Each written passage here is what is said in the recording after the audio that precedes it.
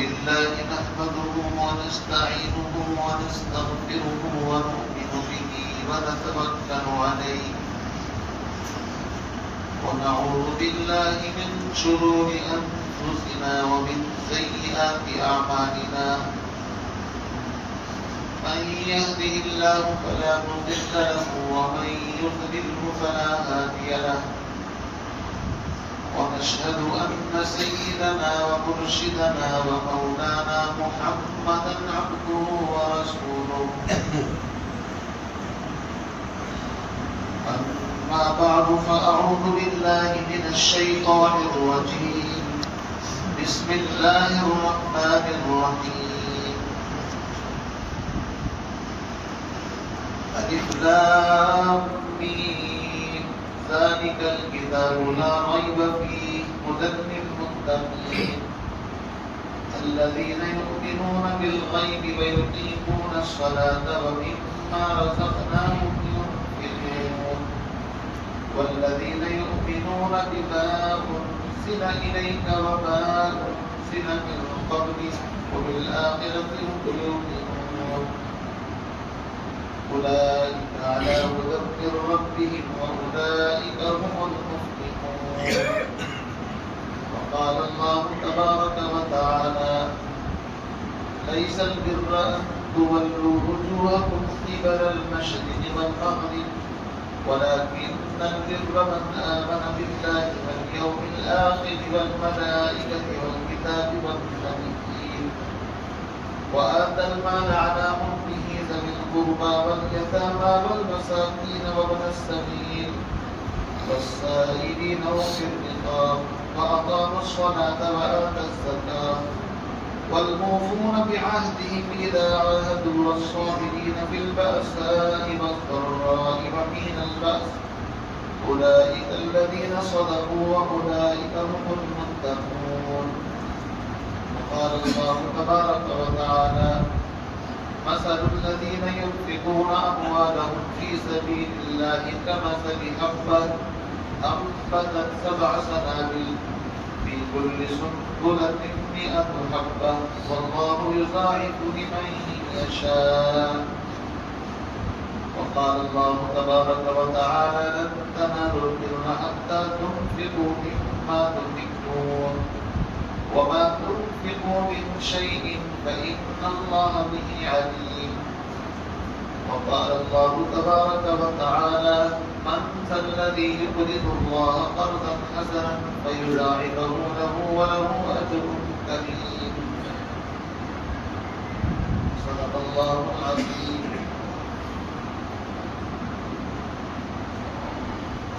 اللهم صل على محمد وعلى آل محمد كما صليت على إبراهيم وعلى آل إبراهيم إنك حميد مجيد اللهم بارك على محمد وعلى آل محمد كما باركت على إبراهيم وعلى آل إبراهيم إنك حميد مجيد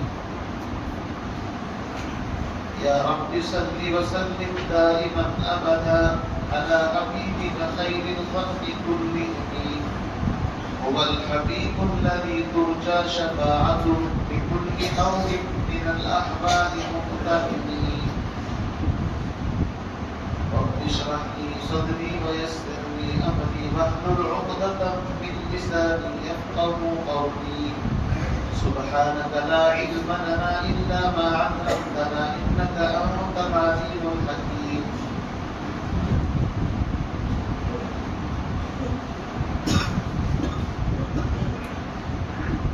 انتہائی واجب الاحترام بزرگوں دوستوں بھائیوں رمضان مبارک کا آج یہ دوسرا جمعہ ہے ایک جمعہ اس سے پہلے ہم سب الحمدللہ ادا کر چکے جمعے کی نماز پڑھ چکے آج یہ رمضان مبارک کا دوسرا جمعہ ہے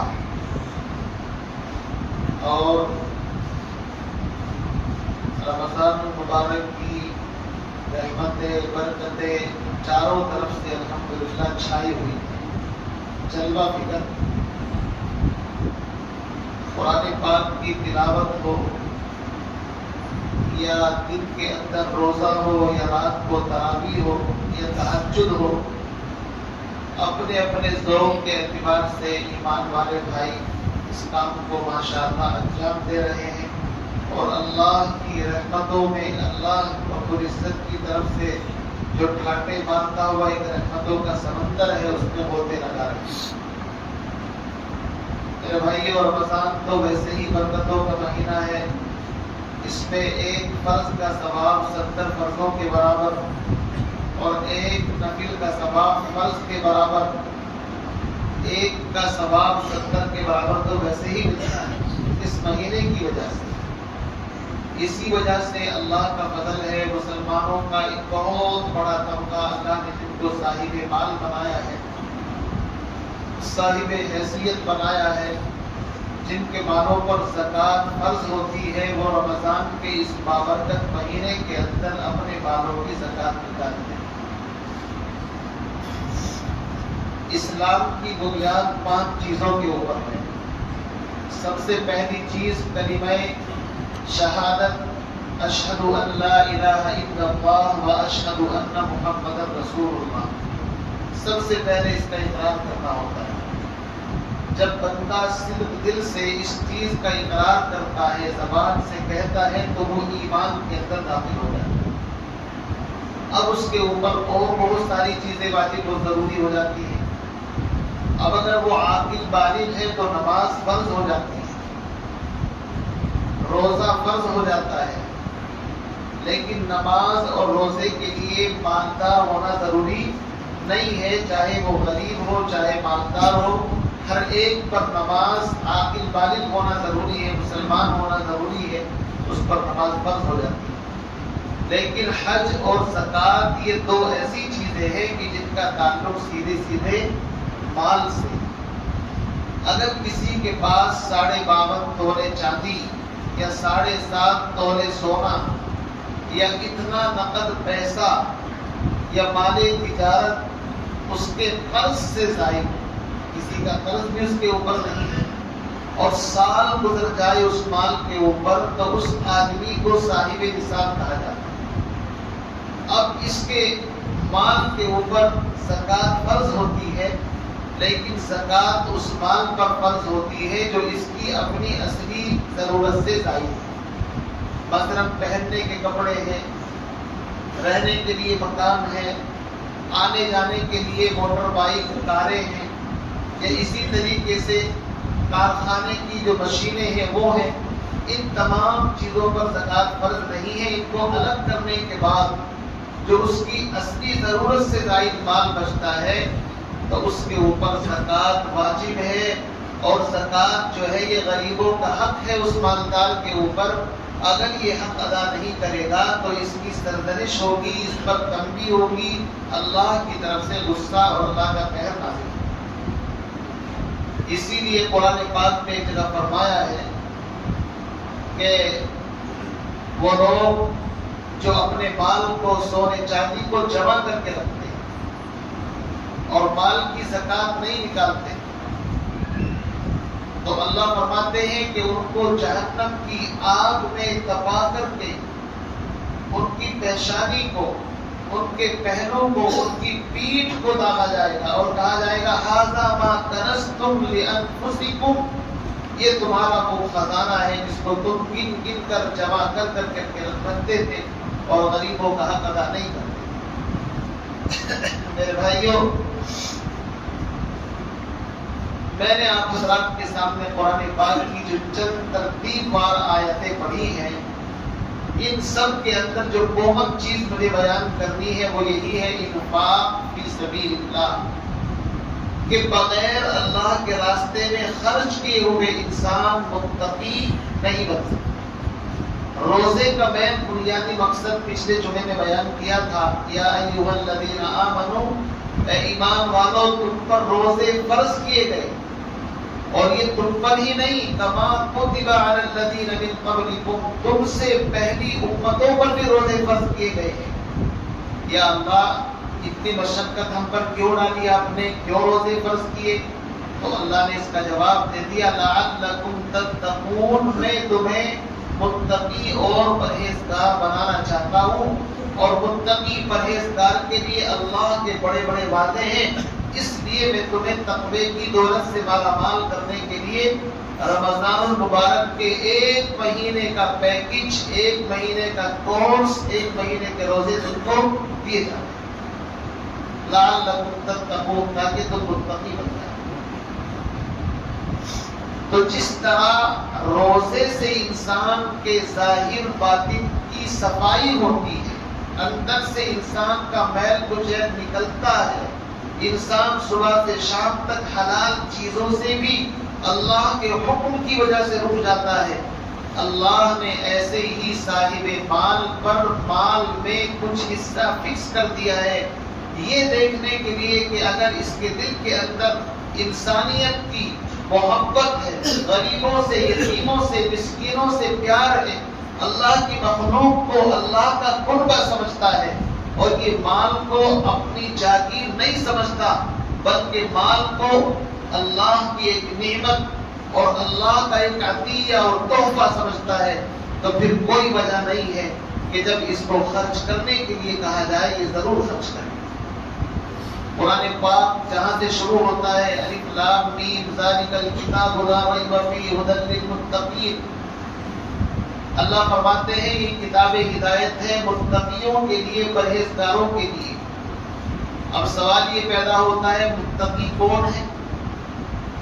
تو اللہ نے متقی لوگوں کی صفات بیان فرمائی، الذین یؤمنون بالغیب، متقی وہ ہے جو بن دیکھی چیزوں پر ایمان رکھتا ہے۔ غیب، اللہ غیب کے اندر ہے، جنت ہم نے نہیں دیکھی، آخرت کی نعمتیں ہماری آنکھوں سے اوجھل ہیں، فرشتوں کو ہم نے نہیں دیکھا، لیکن ان ساری غیب کی چیزوں کو پیغمبر علیہ السلام کے اعتماد پر ہم مانتے ہیں، تسلیم کرتے ہیں کہ اللہ کے نبی جناب محمد رسول اللہ صلی اللہ علیہ وسلم نے جو چیزیں بھی ہمیں آ کر کے بتائی ہیں وہ ساری چیزیں برحق ہیں، 100% صحیح ہیں۔ ان تمام چیزوں پر ایمان رکھنے کا نام ایمان بالغیب ہے۔ الذین یؤمنون بالغیب، وہ متقی ہیں جو بن دیکھی یعنی غیب کی چیزوں پر ایمان رکھتے ہیں۔ اور آگے فرمایا وَيُقِيمُونَ الصَّلَاةَ، اور نماز قائم کرتے ہیں، وَمِمَّا رَزَقْنَاهُمْ يُنْفِقُونَ، اور جو رزق ہم نے ان کو دے رکھا ہے اس میں سے خرچ کرتے ہیں۔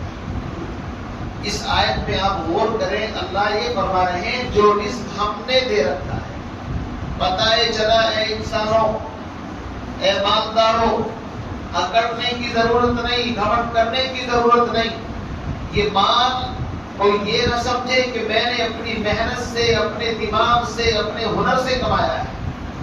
بڑے بڑے عقل مند لوگ روڈوں پر چپل جوتے گھستے پھر رہے ہیں لیکن مال ان کی قسمت میں نہیں ہے، اور بڑے بڑے بے وقوف ایسے کہ جن کو نہ کھانے کا پتہ نہ نہانے کا پتہ، لیکن اللہ نے ان کے مقدر میں اتنی مال و دولت، اتنا سرمایہ رکھ دیا ہے کہ لوگ ان کو دیکھ کر کے حیرت کرتے ہیں۔ یہ مال انسان کے کسب سے نہیں، محنت تو ہر ایک کرتا ہے لیکن ضرورت نہیں کہ اس کی محنت اس کو منزل تک پہنچا دے۔ محنت تو سب سے زیادہ مزدور کرتا ہے، صبح سے شام تک 8 گھنٹے 10 گھنٹے، کبھی بیچارہ اینٹ اور دشت اور روڑیاں مکانوں کی بلڈنگوں کی چھتوں پر پہنچاتا ہے، کبھی کچھ کرتا ہے آپ دیکھیے، لیکن صبح سے شام تک محنت کرنے کے بعد اس کے پاس وہی 400 500 800 روپے جس سے بمشکل اس کے بچوں کا گزارا ہوتا ہے۔ لیکن ایک آدمی اے سی روم کے اندر بیٹھا ہوا ہے، اس کے ہاتھ کے اندر ایک معمولی سا قلم ہے، وہ بالکل 5 پیسے کی روشنائی خرچ کرتا ہے لیکن وہ ملکوں کی تقدیر بدل دیتا ہے۔ اس کے پاس دولت کے انبار ہیں، اس کے پاس سرمایہ ہے۔ اس لیے میرے بھائیو، اللہ رب العزت کس کو یہ دولت عطا فرما دے کوئی اندازہ نہیں لگا سکتا۔ تو اللہ رب العزت فرماتے ہیں وَمِمَّا رَزَقْنَاهُمْ يُنْفِقُونَ، جو رزق ہم نے دیا ہے، دینے والا کون ہے؟ اللہ۔ وَمِمَّا رَزَقْنَاهُمْ، اس لیے تم کوئی احسان نہیں کر رہے ہو، اللہ رب العزت کا احسان مانو کہ دینے والا وہ، اور تم سے اپنے غریب بندوں کو دلوانے کے لیے کہہ رہا ہے یتیم کو دے دو، رشتہ دار کو دے دو، ضرورت مند کو دے دو، دو کہ اس کو، اور قرضہ لکھ دو میرے نام پر۔ یہ کون کہہ رہا ہے؟ اللہ کہہ رہے ہیں قرضہ کس کے نام پر لکھ دو؟ میرے نام پر۔ اسی لیے تو فرمایا من ذا الذی یقرض اللہ قرضا حسنا، کون ہے جو اللہ کو قرض حسن دے؟ اس لیے کہ قرض کا مطلب یہ ہوتا ہے انسان اگر کسی کو پیسے دے تو دل میں خیال آ سکتا ہے پتہ نہیں واپس آئیں گے نہیں آئیں گے، کیا صورتحال ہوگی، لیکن اگر کوئی قرض مانگے بھائی صاحب مجھے آپ سے قرض چاہیے، تو اب اس کا مطلب یہ ہے کہ اس کو لوٹانا ضروری ہے۔ اللہ نے بھی یہی جملہ کہا، تم غریب کی ضرورت پوری کرو، مسکین کی، حاجت مند کی اور رشتہ دار کی، اور میرے نام پر قرض لکھ دو، اس کو کتنے کر کے واپس لوٹاؤں گا تم اندازہ بھی کر سکتے۔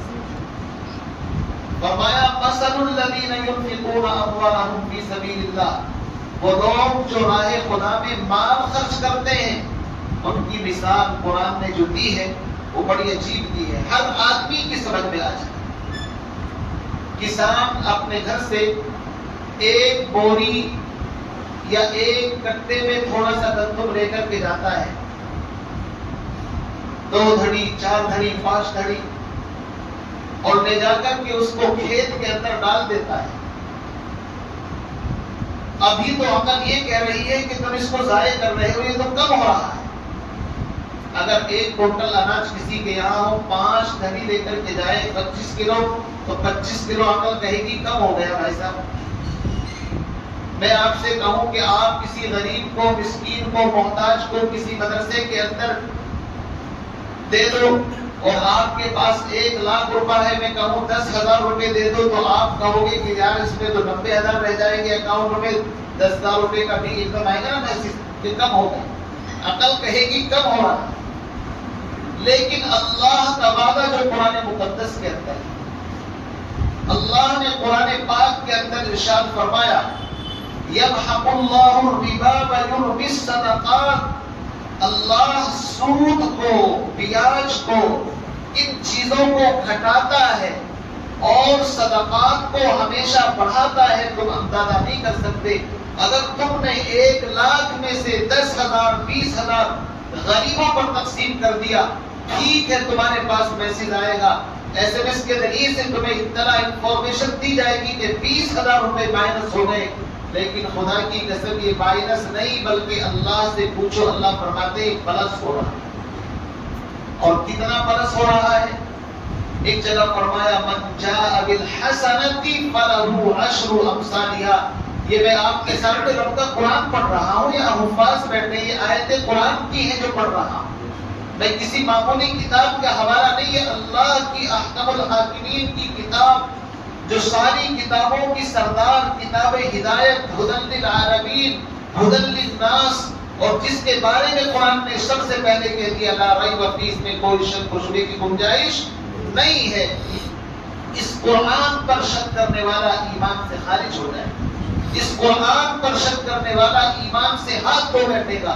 ہمارا عقیدہ ہے یا اللہ تو بھی سچا، تیرا قرآن بھی سچا۔ اللہ نے قرآن میں فرمایا یمحق اللہ الربا، اللہ سود کو مٹاتا ہے۔ جو لوگ اپنے کاروبار کو بڑھانے کے لیے سود پر پیسے لیتے ہیں، بینکوں کے ذریعے سے پیسہ نکال کر کے سوچتے ہیں ہم جلدی مالدار بن جائیں، اللہ فرماتے ہیں سود چاہے وہ آپس میں لیا دیا جائے، چاہے بینک سے لیا جائے، اللہ نے قرآن کے اندر فرما دیا یمحق اللہ الربا، کو بڑھے گا نہیں، ہمیشہ گھٹے گا۔ وَيُرْبِي الصَّدَقَاتِ، اور تم راہ خدا میں جو بھی کچھ خرچ کرو گے کم یا زیادہ، یہ اللہ کا وعدہ ہے وہ بڑھے گا۔ اور اللہ نے مثال دی کہ جس طرح وہ کسان اپنے گھر سے ایک بوری میں گندم لے کر کے جاتا ہے اور کھیت کے اندر اس کو بکھیر کر کے زیر زمین دفنا کر کے آ جاتا ہے، لیکن ایک دانہ وہ زمین کے اندر ڈالتا ہے، اس دانے سے ایک درخت اگتا ہے، اور اس درخت کے برابر میں 7 اور اگتے ہیں، چونکہ وہ پورا ایک جڑ ہوتی ہے اس کی، اور ان 7 پر 7 بالیں آتی ہیں، ہر بال میں 100 دانے، تو ایک آپ نے بویا ہے اور کتنے دیے اللہ نے؟ 700۔ کتنے دیے بھائی؟ 700۔ من جاء بالحسنۃ فلہ عشر امثالها سے شروعات ہوتی ہے، ایک دو گے 10 ریٹرن ملے گا۔ حضرت عثمان غنی کے بارے میں آتا ہے نا کہ مدینے کے اندر ایک مرتبہ قحط پڑا، گندم کی ضرورت تھی، پریشان تھے لوگ۔ عثمان غنی رضی اللہ تعالیٰ، آج کے زمانے میں سمجھو جیسے ٹرک پر ٹرک آتے ہیں نا مال کے لوڈ ہو کر کے، اس زمانے میں اونٹ کے پیچھے اونٹ غلے سے لدے ہوئے مدینے کے اندر آئے۔ بڑے بڑے اسٹوکر جو پہلے ہی منڈی میں مارکیٹ کو خرید لیتے ہیں اور پھر مہنگے داموں پر فروخت کرتے ہیں، ایسے لوگ حضرت عثمان کے پاس آئے، آ کر کے پیشکش کی، ایک کے 2 لے لو، 3 گنا 4 گنا 10 تک لے گئے، یعنی 1 روپے کا سرمایہ 10 روپے میں، 100 روپے کی چیز 1000 روپے میں۔ آج کا لالچی انسان ہوتا کہنے مرنے دو ساری دنیا کو، لے جاؤ بابا، اتنا بڑا نفع ہو رہا ہے۔ لیکن ان کی تربیت جناب محمد رسول اللہ صلی اللہ علیہ وسلم نے کی۔ وہ مالدار ہونے کے لیے نہیں کماتے تھے، وہ مال اس لیے نہیں کماتے تھے مجھے اس سے آگے بڑھنا ہے، مجھے اس سے آگے بڑھنا ہے، وہ مال کو اللہ کی نعمت سمجھ کر کے، اللہ کی طرف سے ایک تحفہ سمجھ کر کے مال کماتے تھے، تجارت کرتے تھے۔ لیکن جب کوئی دین کا تقاضا آتا تھا تو اس مال کو اللہ کے راستے میں لٹانا بھی جاتا۔ حضرت عثمان نے کہا مجھے تو اس سے زیادہ مل رہے ہیں، 10 سے بھی زیادہ، آپ بتاؤ کیا کرو گے؟ وہ حیرت زدہ، بھائی اتنا کون دے گا؟ کہا مجھے تو 700 گنا کی آفر ہے۔ کتنے کی؟ 700۔ چونکہ وہ قرآن پڑھتے تھے تو قرآن کو صرف یہ نہیں کہ تلاوت کر لیا اور سائڈ میں رکھ دیا، وہ قرآن کو مطالب کے ساتھ، معانی کے ساتھ اور اس تصور کے ساتھ کہ یہ کتاب ہدایت ہے، اللہ نے وعدہ کیا ہے ضرورت مندوں پر خرچ کرنے پر 700 کیا وہ اس سے بھی زیادہ واپس کرتا ہے، اور اعلان کر دیا مدینے کے غریبوں میں غلہ تقسیم کر۔ میرے عزیز بھائیوں، مال اللہ کی بہت بڑی نعمت ہے، اس سے انکار نہیں ہے۔ مال اللہ نے قرآن پاک میں اس کو مال کو خیر بھی کہا۔ کیا کہا ہے؟ خیر۔ شیخ عبد القادر جیلانی پیران پیر وہ خود فرماتے ہیں کہ جس طرح کشتی بغیر پانی کے نہیں چل سکتی، ایک مثال دے کر کے سمجھائیں، کشتی جو ہوتی ہے وہ کاہے میں چلتی ہے بھائی؟ خشکی میں یا پانی میں؟ بتائیے، خشکی میں نہیں چلتی کشتی، کشتی ہمیشہ پانی کے اندر چلتی ہے، اور جب پانی جتنا اس کے نیچے ہوگا وہ اتنی ہی رواں رواں جہاں سے چاہو وہاں لے کر کے چلے جاؤ۔ انسانی زندگی کشتی کے مانند ہے اور مال اس کے لیے پانی کی طرح ہے، کہ جس طرح کشتی پانی میں چلتی ہے انسانی زندگی بھی مال کے اوپر چلتی ہے۔ اس لیے کہ انسان کو اگر کپڑے بنانے ہیں تو پیسہ چاہیے، مکان بنانا ہے تو پیسہ چاہیے، ٹریولز کرنا ہے، سفر کرنا ہے تو آپ کو پیسہ چاہیے، جوتا چپل خریدنا ہے تو آپ کو پیسہ چاہیے، پیسہ چاہیے نہیں چاہیے؟ اسی لیے علماء دین کا کام کرتے ہیں تو یہ دین کے اوپر اجرت نہیں لیتے۔ اس مسئلے کو کان کھول کر کے سنو۔ بہت سے لوگ یہ سمجھتے ہیں کہ یہ نماز پڑھتے، یار نماز تو اللہ کا کام ہے، اس پر تنخواہ کا کیا مطلب؟ یہ تو قرآن پڑھاتے ہیں بچوں کو، یار قرآن پر تنخواہ لینے کا کیا مطلب؟ یہ وسوسے شیطان ڈالتا ہے۔ ہم قرآن پر نہیں، نماز پر نہیں، بلکہ جو اپنا وقت آپ کی خدمت کے لیے ہم نے وقف کر دیا ہے، اس وقت کی قیمت آپ سے دی جاتی ہے۔ قرآن اور دین کے اوپر اجرت بولا بھائی نہیں دی۔ آپ قرآن کی اجرت دے بھی نہیں سکتے، آپ نماز کی اجرت دے نہیں سکتے۔ وہ وقت جو ہم تجارت میں لگا سکتے ہیں، کیا ہم تجارت نہیں کر سکتے؟ وہ وقت جو ہم دکان پر صرف کر سکتے ہیں، محنت مزدوری میں صرف کر سکتے ہیں، ہم نے اس کو ترجیح نہیں دی، اس لیے کہ اگر ہم وہ کام کریں گے تو پھر دین کا کام کون کرے گا؟ اگر دین کا کام بند ہو گیا تو پھر دنیا تباہی و بربادی کے دہانے پر پہنچ جائے گی۔ اس لیے علماء نے تجارتوں کو، ساری چیزوں کو پیچھے چھوڑ کر کے اللہ کے دین کو اپنے سینے سے لگا لیا اور ارادہ کر لیا یا اللہ جب تک زندگی کے سانس باقی ہیں آپ کے دین کی خدمت کے لیے اس کو لگائیں گے. تو نماز کے اوپر اجرت نہیں بلکہ نماز پڑھانے میں جو وقت انسان کا صرف ہوتا ہے، بچوں کو پڑھانے میں جو وقت صرف ہوتا ہے، اس حد سے وقت کی قیمت آپ سے لی جاتی ہے. اور وہ بھی آپ کتنی دیتے ہیں آپ کو پتہ ہی ہے ماشاءاللہ. آج بھی دنیا میں سب سے زیادہ اگر تنخواہیں کم ہے تو وہ علماء کی ہے، حفاظ کی ہے، مدارس کے ائمہ کی ہے، مساجد کے ائمہ، مدارس کے ان حضرات کی ہے. لیکن اس کے باوجود اللہ کا شکر ادا کرتے ہیں. لَئِن شَكَرْتُمْ لَأَزِيدَنَّكُمْ وَلَئِن كَفَرْتُمْ إِنَّ عَذَابِي لَشَدِيدٌ. اور میں تو کہتا ہوں کہ علماء کو آپ مستغنی کر دیجیے، بے نیاز کر دیجیے. پہلے زمانے کے اندر علماء کی تنخواہ بیت المال سے جاتی تھی. کہاں سے جاتی تھی؟ جب اسلامی بیت المال ہوا کرتے تھے تو عوام نہیں دیتے تھے بلکہ حکومت کی، گورنمنٹ کی ذمہ داری ہوتی تھی. وہ قاضیوں کی، خطیبوں کی، اماموں کی، مدرسین کی تنخواہیں اور ان کے وظیفے وہاں سے جاری ہوتے تھے. لیکن جب سے یہ بیت المال کا نظام درہم برہم ہوا تو یہ ذمہ داری عوام کے کاموں کے اوپر آ گئی. میرے بھائیوں، علماء کو تو مال کے اعتبار سے مضبوط ہونا اتنا ضروری ہے، اتنا ضروری ہے کہ میں کہتا ہوں کہ اگر غریب ملا ہے اور اس کے پاس کوئی سرمایہ نہیں ہے تو لوگ اس کو حقیر سمجھتے ہیں. اور جس کو قوم حقیر سمجھے پھر آپ اس کو سب سے بڑے منصب امامت کے اوپر کھڑے کریں تو آپ کی نماز کیسے؟ جو منصب امامت پر ہو اس کا تو اتنا مالدار ہونا ضروری ہے تاکہ لوگوں کے دلوں کے اندر کوئی شک نہ آئے کہ ہمارے ٹکڑوں پر نہیں چلتا ہے. امام مالک کا نام آپ نے سنا ہے. امام مالک مدینہ منورہ کے اندر رہتے تھے. اتنے بڑے امام ہیں کہ پیغمبر علیہ السلام کے روزے کے پاس بیٹھ کر کے رسول اللہ صلی اللہ علیہ وسلم کی حدیث پڑھا کرتے تھے. اور حدیث کا کتنا احترام! پہلے غسل کرتے تھے، اچھے کپڑے پہنتے تھے، نیا لباس، اور جو ایک مرتبہ لباس پہن لیتے تھے دوبارہ اس کو استعمال نہیں کرتے تھے. اب سوچیں گے آپ یہ کیسے بھائی؟ ایک آدمی نے ذمہ داری دے رکھی تھی کہ حضرت دین کا کام آپ کریں، دنیا اللہ نے مجھے بہت دی، آپ کو کمانے کی ضرورت نہیں، روزانہ ایک جوڑا کپڑا میری طرف سے آپ کو ملے گا اس لیے کہ آپ رسول اللہ کی حدیث بیان کریں. اور امام مالک کے لیے اس زمانے کے اندر جو خوشبو آتی تھی آپ کو حیرت ہوگی. ہارون رشید تو بادشاہ وقت تھا. اس نے پوچھا کہ امام مالک کی خوشبو کہاں سے آتی ہے؟ یہ خوشبو ہمیں مارکیٹ میں نہیں ملتی. پتا چلا کہ یمن سے اسپیشل امام صاحب کے لیے خوشبو آتی ہے. تو بادشاہ نے وہاں پر آرڈر بھیجا کہ وہ خوشبو جو امام مالک استعمال کرتے ہیں ہمیں بھی چاہیے.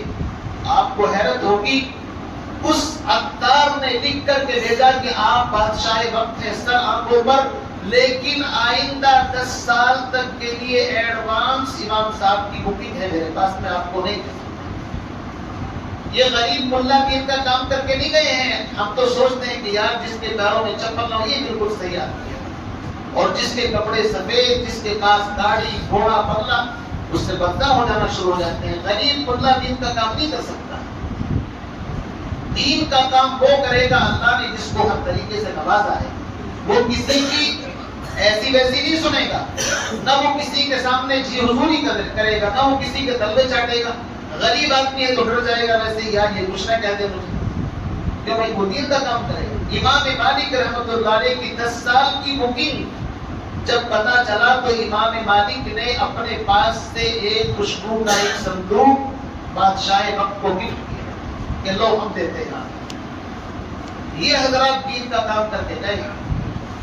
امام مالک رحمۃ اللہ علیہ نبی سے اتنا عشق کرنے والا کہ پیغمبر علیہ السلام کے روزے کے پاس بیٹھ کر کے ادب کے ساتھ کہ اس صاحب قبر صلی اللہ علیہ وسلم نے یہ فرمایا اشارہ کر. اور اتنا احترام تھا مدینے کا کہ ایک گھوڑا ماں زین کسا ہوا ہر وقت بالکل دروازے کے پاس کھڑا رہتا تھا، اس وجہ سے کہ اگر امام مالک کو قضائے حاجت کی ضرورت پڑتی تو گھوڑے پر سوار ہوتے اور مدینے سے اتنی دور باہر جا کر کے قضائے حاجت استنجا کرتے تھے کہ جہاں کوئی دیکھ نہ سکے.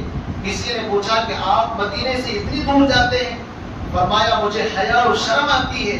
اس سرزمین پر پیغمبر مصطفیٰ صلی اللہ علیہ وسلم کے قدم پڑے ہیں. آپ اس گلی سے گزرے ہوں گے, وہاں سے گزرے ہوں گے, کہیں ایسا نہ ہو کہ ناپاکی اور میرا مطلب فضلہ اس جگہ پر پڑ جائے جہاں پر میرے نبی صلی اللہ علیہ وسلم کا قدم مبارک پڑا. یہ احترام تھا ان کے دل میں. میرے بھائیوں بات کہیں سے کہیں نکل گئی. میں عرض یہ کر رہا تھا کہ بغیر اللہ کے راستے میں خرچ کیے ہوں گے انسان متقی نہیں بن سکتا. وَمِمَّا رَزَقْنَاهُمْ يُنْفِقُونَ. اور خرچ بھی کیسا کرنا ہے؟ ہمارے یہاں دستور ہے کہ اگر کوئی چیز خراب ہونے جا رہی ہو یا اب کو ریزیکٹ ہو یا ایکسپائر ہونے کو ہو تو جلدی سے کسی غریب کو دے کر کے ثواب کما. اللہ فرماتے ہیں لن تنالوا البر حتى تنفقوا مما تحبون. تم نیکی اور ثواب حاصل نہیں کر سکتے, تم نیکی حاصل نہیں کر سکتے, ثواب حاصل نہیں کر سکتے یا اللہ کب تک؟ حتی تنفقوا مما تحبون, جب تک اپنی محبوب اور پسندیدہ چیز کو اللہ کے راستے میں خرچ کرو بھائی نہیں کرو. بتائے چلا بڑی روٹی اللہ کے نام دینے سے ثواب نہیں ملے. پتا چلا کپڑے پہن لیے پھٹنے کو ہو رہے ہیں, اب کسی غریب پر صدقہ کر دو, بہت بڑا کام کر رہے ہیں ماشاءاللہ. ارے صدقہ کرنا ہے تو اچھا کپڑا دو, صدقہ کرنا ہے اچھی غذا دو, اچھی چیز کا مطالبہ ہے. جو چیز خود اپنے لیے پسند نہیں کرتے دوسرے کے لیے کیسے پسند کر رہے ہیں؟ اس کا مطلب یہ ہے دماغ کے اندر دو طریقے کی بات چل رہی ہے کہ میرے لیے تو اعلیٰ درجے کی چیز اور غریب کے لیے پھٹے پرانے. وہی ذہن کے اندر ہے. اللہ نے قرآن میں فرما دیا تم نیکی حاصل نہیں کر سکتے جب تک اپنی محبوب اور پسندیدہ چیز کو میرے راستے میں خرچ نہیں کرو. میرے بھائیو, ابو دحدہ رضی اللہ تعالیٰ صحابی ہیں, جب قرآن کی آیت سنی کہ کون ہے اللہ کو قرض دے تو مجلس میں کھڑے ہو گئے. اللہ کے نبی اللہ قرض مانگ رہے ہیں. فرمایا ہاں اللہ نے آیت پر نازل فرمائی ہے.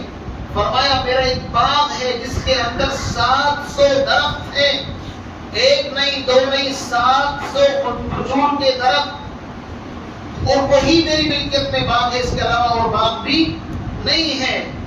میں اس کو اللہ کے راستے میں دینے کے لیے تیار ہوں, اللہ کو قرض دے رہا ہوں. آپ اندازہ لگائیے آسمانوں سے ان کے قرض کو قبول کرنے کی بشارتیں آ رہی ہیں.